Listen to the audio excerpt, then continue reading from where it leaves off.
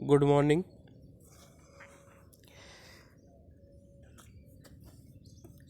पिछले वीडियो में हमने लीगल हिस्ट्री के टॉपिक 1762 चार्टर 1726 के चार्टर का अध्ययन किया था। हमने देखा था कि 1726 के चार्टर को कब जारी किया गया और उसके जारी करने का मुख्य कारण क्या था। आज LLB फर्स्ट ईयर के इस लीगल हिस्ट्री के टॉपिक को हम आगे बढ़ाते हुए 1726 के चार्टर था उसकी मुख्य विशेषताएं और उसके क्या प्रावधान थे उसका अध्ययन करेंगे। जैसा कि हम पहले पढ़ चुके हैं कि 1726 का जो चार्टर था 1726 के चार्टर से पहले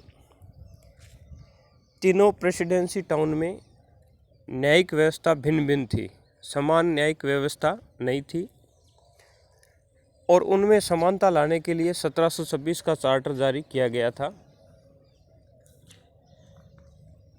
1726 का जो चार्टर जारी किया गया, इस चार्टर के द्वारा कलकत्ता, बम्बई और मद्रास इन तीनों प्रेसिडेंसी टाउन में कॉरपोरेशन की स्थापना की गई और साथ ही साथ मेयर कोर्ट की भी स्थापना की गई थी।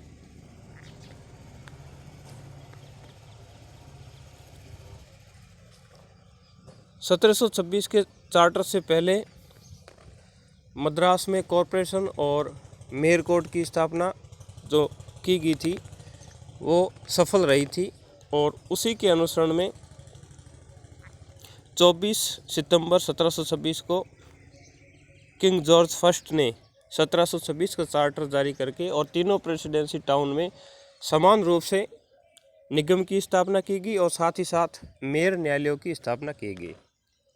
अब हम पहला टॉपिक लेते हैं, निगम की स्थापना,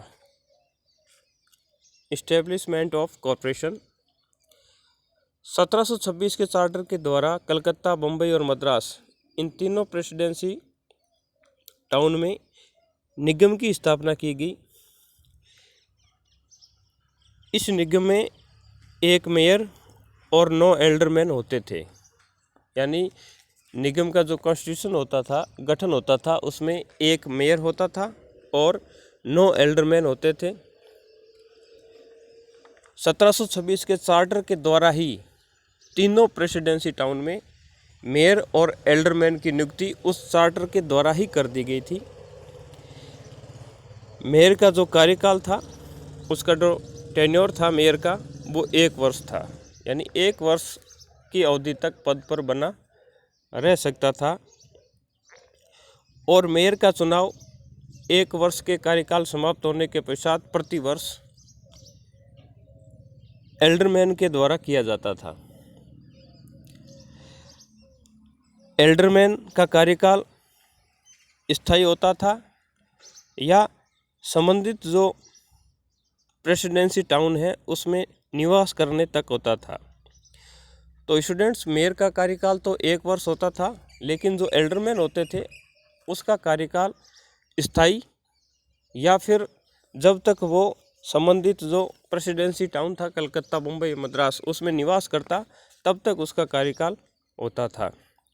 गवर्नर इन काउंसिल को यह अधिकार था कि वह किसी भी एल्डरमैन को पद से हटा सकती थी और पद से हटाने से किसी एल्डरमैन का अगर पद रिक्त होता था तो उस रिक्त के स्थान पर मेयर और बचे हुए एल्डरमैन किसी दूसरे एल्डरमैन को नियुक्ति कर सकते थे, अपॉइंट कर सकते थे। तो निगम में एक मेयर की और 9 एल्डरमैन की स्थापना की गई। मेयर की नियुक्ति एल्डरमैन के द्वारा की जाती थी। मेयर का कार्यकाल 1 वर्ष था और एल्डरमैन का कार्यकाल स्थायी या फिर संबंधित प्रेसिडेंसी में निवास करने तक था। गवर्नर इन काउंसिल एल्डरमैन को हटा सकती थी। तो 1726 के चार्टर के द्वारा तीनों प्रेसिडेंसी में निगम की स्थापना की गई। अब ये जो निगम था उसका कार्य क्षेत्र क्या था, उसका जुरिडिक्शन किन क्षेत्र पे लगता था। तो जो निगम की स्थापना की गई थी उसका जुरिडिक्शन प्रेसिडेंसी टाउन के भीतर था। जो प्रेसिडेंसी टाउन थे उन टाउन के भीतर या उसके आसपास जो अंग्रेज़ों के द्वारा स्थापित फैक्ट्रियां थी उसके ऊपर ही रखा गया था। मेयर के द्वारा जो फैसले दिए जाते थे या मेयर के ऊपर किसी भी आधार पर कोई करप्शन का आरोप या भ्रष्टाचार का आरोप लगता था तो मेयर उस आरोपों की अपील आगे किंग इन काउंसिल जो ब्रिटेन में स्थित थी वहाँ कर सकता था। क्योंकि मेयर को पद से हटाया जाता था तो उस पर करप्शन के आरोप लगा करके हटा सकते थे। मेयर अगर चाहता तो वे अपने आरोपों के विरुद्ध उसकी जांच इंग्लैंड में स्थित किंग इन काउंसिल में भी कर सकता था। तो 1726 के चार्टर का मुख्य विशेषता एक ये थी कि इसके द्वारा तीनों प्रेसिडेंसी टाउन में निगम की स्थापना की गई थी,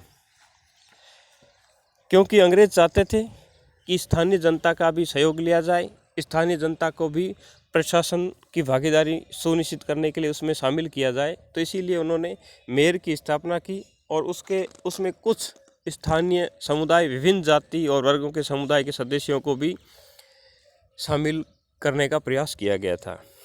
1726 के चार्टर की दूसरी मुख्य विशेषता है मेयर कोर्ट। पहली विशेषता थी निगम की स्थापना। अब हम आते हैं सेकंड, इसका मुख्य साइलेंट फीचर है मेयर कोर्ट। 1726 के चार्टर के द्वारा तीनों प्रेसिडेंसी टाउन में मेयर कोर्ट स्थापित किए गए थे और इस मेयर कोर्ट के जो जजेज होते थे, न्यायाधीश होते थे, वो मेयर और एल्डरमैन इनको अपॉइंट किया जाता था। यानी मेयर कोर्ट में न्याय करने के लिए मेयर और सभी जो एल्डरमैन थे उनको मेयर कोर्ट का न्यायाधीश बनाया गया। कोई भी फैसला जो जजमेंट मेयर कोर्ट देता था तो उसके लिए गणपूर्ति यानी क्योरम एक मेयर या दो एल्डरमैन था। अर्थात किसी भी फैसले को लेने के लिए फैसले बहुमत से होते थे और वो कोरम यानी गणपूर्ति क्या थी, एक मेयर और दो एल्डरमैन मिलकर के अगर कोई डिसीजन लेते थे तो वो मान्य था। यदि मेयर अब्सेंट था, नहीं है, तो सीनियर मोस्ट एक एल्डरमैन और दो अन्य एल्डरमैन मिलकर के और वो फैसला सुनाते थे। यानी गणपूर्ति कुल मिला के 3 सदस्य कोरम का निर्धारण करते थे। अब उसका जुरिडिक्शन क्या था, तो मेयर कोर्ट को सभी प्रकार के जो दीवानी मामले थे उसका अधिकार दिया गया। यानी सिविल मैटर जितने थे उनका सबका जुरिडिक्शन मेयर कोर्ट को दिया गया। और साथ ही साथ 1726 से चार्टर से पहले कंपनी के समक्ष एक महत्वपूर्ण समस्या ये थी कि किसी अंग्रेज़ अधिकारी की अगर कोई मृत्यु होती तो उसकी संपत्ति के लिए उनको प्रोबेट यानी वसीयत और अधिकार पत्र नियुक्त करने का अधिकार नहीं था। ऐसी संपत्ति कंपनी के अकाउंट में जमा होती और फिर इंग्लैंड चली जाती। इस समस्या के निजात दिलाने के लिए 1726 के चार्टर में मेयर कोर्ट को यह अधिकार दिया गया कि वो निर्वसीयती किसी की मृत्यु होती है तो उसकी वसीयत और संपत्ति में उत्तराधिकारियों को उसका प्रशासन पत्र जारी करने का अधिकार दिया गया। अर्थात किसी की बिना वसीयत किए मृत्यु हो जाती है तो उसकी संपत्ति को उसके उत्तराधिकारियों के समक्ष प्रशासन पत्र यानी प्रोबेट जारी करने का अधिकार दिया गया था। वसीयत संबंधी अधिकार भी मेयर कोर्ट को प्रदान किए गए। तो मेयर कोर्ट को सिविल मैटर पर सुनवाई करने का अधिकार था, साथ ही साथ वसीयत के उत्तराधिकार के मामलों में भी अधिकार दिया गया।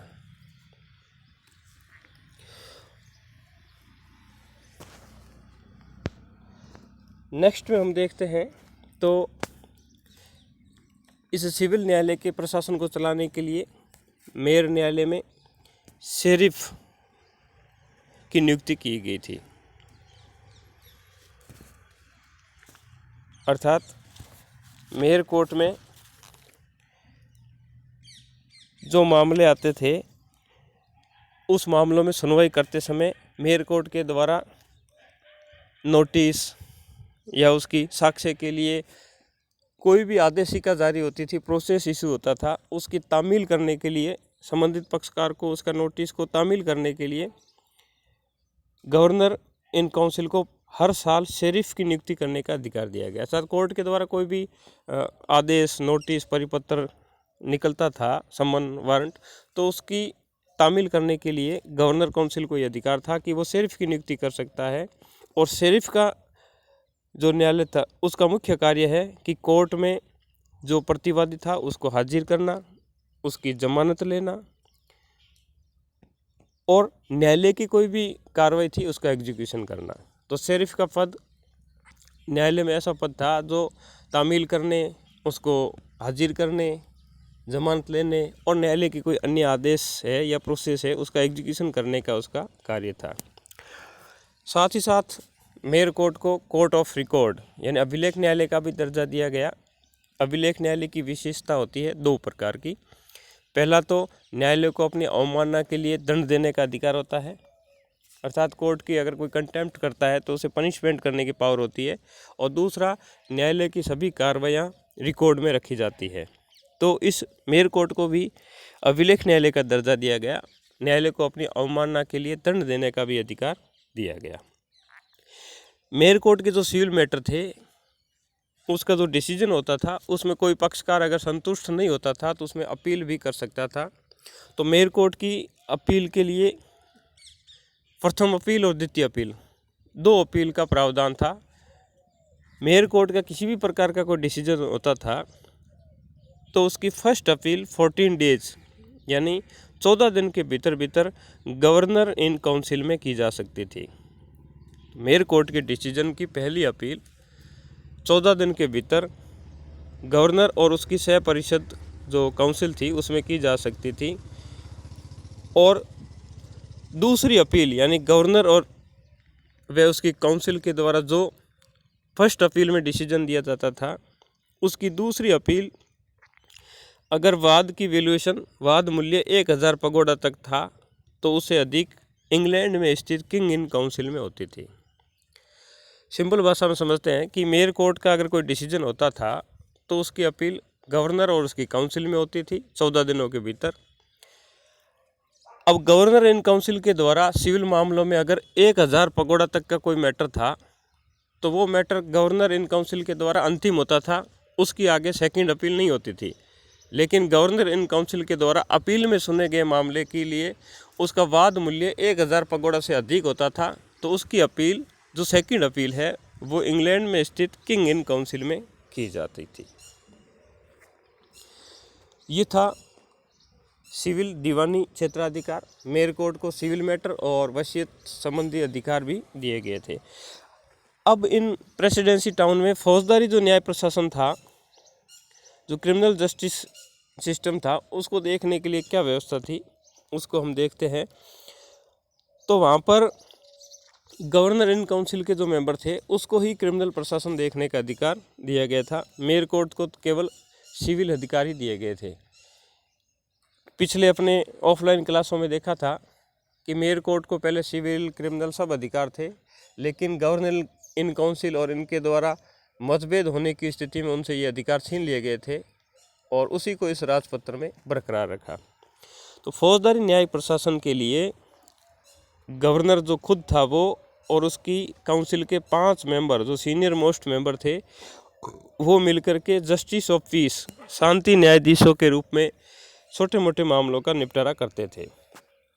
अर्थात कोई भी क्रिमिनल मैटर था तो उसमें क्या होता था, एक तो गवर्नर खुद और 5 सीनियर मोस्ट उसके काउंसिल के मेंबर, यानी टोटल 6 मेंबर मिल करके और जस्टिस ऑफ पीस, शांति न्यायाधीश का निर्माण करते थे और वो छोटे मोटे फौजदारी मामलों का निपटारा करते थे। और इससे कोई बड़ा फौजदारी अगर कोई मैटर होता था राजद्रोह के अलावा, राजद्रोह के मैटर को सुनने का अधिकार इंग्लैंड में स्थित न्यायालय को था या कंपनी के द्वारा वहाँ से भेजा जाता था। तो छोटे मामलों के अलावा कोई बड़ा फौजदारी मामला होता था तो उसके लिए साल में 4 बार सेशन न्यायालय का निर्माण किया गया था। वर्ष में 4 बार कोर्ट ऑफ सेशन लगती थी और ये कोर्ट ऑफ सेशन जो 3 शांति न्यायाधीश संयुक्त रूप से सुनवाई करते थे। तो साल में 4 बार सेशन न्यायालय के रूप में 3 जस्टिस ऑफ पीस बैठते थे। वो गंभीर जो फौजदारी मामले थे उसकी सुनवाई करते थे। ये जो 3 कोर्ट ऑफ जस्टिस बैठते थे सेशन के रूप में, इसको इंग्लैंड में court of over and terminal of gold delivery court कहा जाता था। उसी को ही भारत में इस चार्टर के द्वारा लागू किया गया था। और फौजदारी मामलों में जितने भी डिसीजन होते थे वो जूरी की सहायता से निपटाए जाते थे, यानी जस्टिस ऑफ पीस को सहायता के लिए जूरी की नियुक्ति की जाती थी। जूरी का मुख्य कार्य था कि अभियुक्त को गिरफ्तार करना और न्यायालय के समक्ष पेश करना। तो जूरी, दो प्रकार की जूरी अपॉइंट किएगी, एक तो ग्रांट जूरी और दूसरी पेटी जूरी। ग्रांट जूरी का मुख्य कार्य था कि एक्यूज को अरेस्ट करके तो कोर्ट ऑफ सेशन के समक्ष पेश करना या जस्टिस ऑफ पीस के सहयोग करना और उस कोर्ट के समक्ष एक्यूज को हाजिर करना। तो ग्रांट जूरी का मुख्य कार्य था कि न्यायालय के समक्ष अभियुक्त को हाजिर करना और कोर्ट की सहायता करना। वहीं पेटी जूरी का मुख्य कार्य था कि जो सेशन कोर्ट की सुनवाई होती थी उसकी सहायता के लिए जो गवाह थे उसका परीक्षण करना, उसकी जिरह करना, उसके तथ्यों का विश्लेषण करना, ये कार्य पेटी जूरी का था। तो ग्रांट जूरी का मुख्य कार्य था कि कोर्ट की सहायता करना और एक्यूज को हाजिर करना। और पेटी जूरी का मुख्य कार्य था कि जब एक्यूज हाजिर है तो उसकी गवाही लेना, उसके साक्ष्य लेना, उसके बयान लेना, उसकी जिरह करना और उस तथ्यों का विश्लेषण करना। तो न्यायालय में फौजदारी प्रशासन के लिए कोर्ट ऑफ जस्टिस और सेशन कोर्ट की सहायता के लिए जूरी की व्यवस्था को रखा गया। जूरी दो प्रकार की थी, ग्रांट जूरी और पेटी जूरी।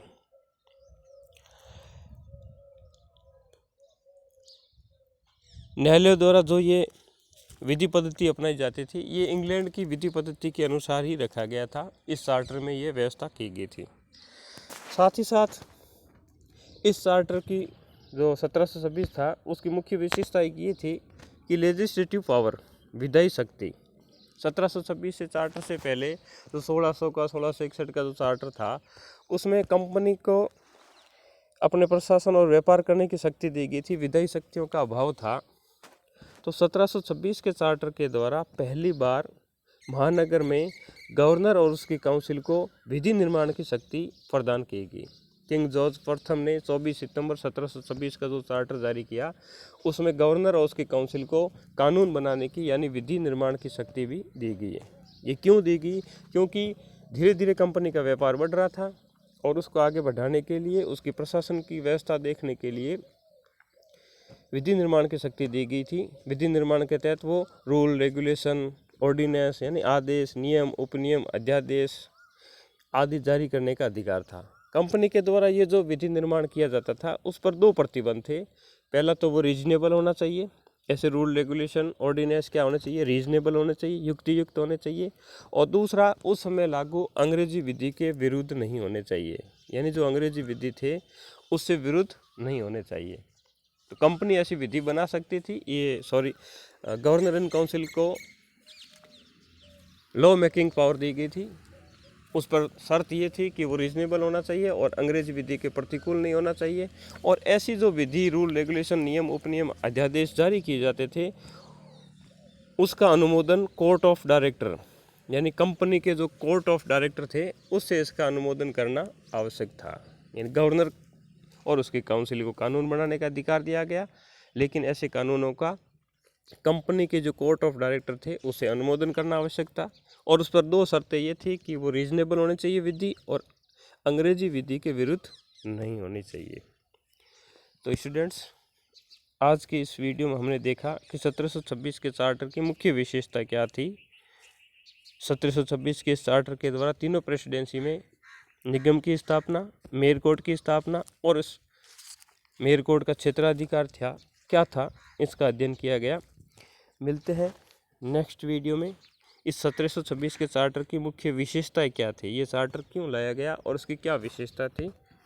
थैंक यू, धन्यवाद।